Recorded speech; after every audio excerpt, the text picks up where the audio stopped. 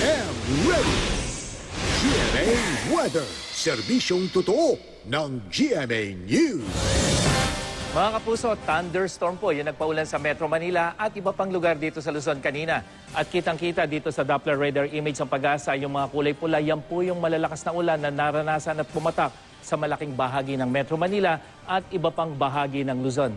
At bukas, asahan pa rin ang ulan sa hapon, dyan sa Kalakhang Luzon, pati na sa May Mindanao. Base po yan sa datos ng The Weather Company. Mula umaga naman hanggang maghapon, magiging maulan dyan sa Visayas at kasama na yung Zamboanga Peninsula.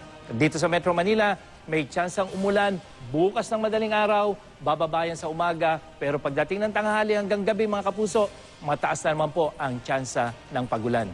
Ngayong Oktubre, 2 o 3 bagyo ang inaasahan na papasok sa loob ng Philippine Area of Responsibility.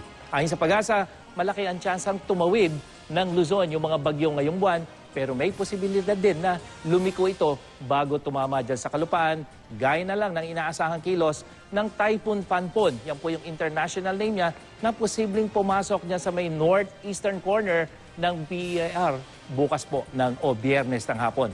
Isang linggo naman mula ngayon mga kapuso, posibleng masaksiyan ng total lunar eclipse sa ilang bahagi ng mundo, kabilang na ang Pilipinas. Posible rin pong magkulay pula o yung tinatawag nating blood moon. Pero dahil sa hindi sa pinakamadilim na bahagi ng aninong mundo daraan ng buwan, bahagyang mapulang buwan lang po ang masisilayan dito sa atin.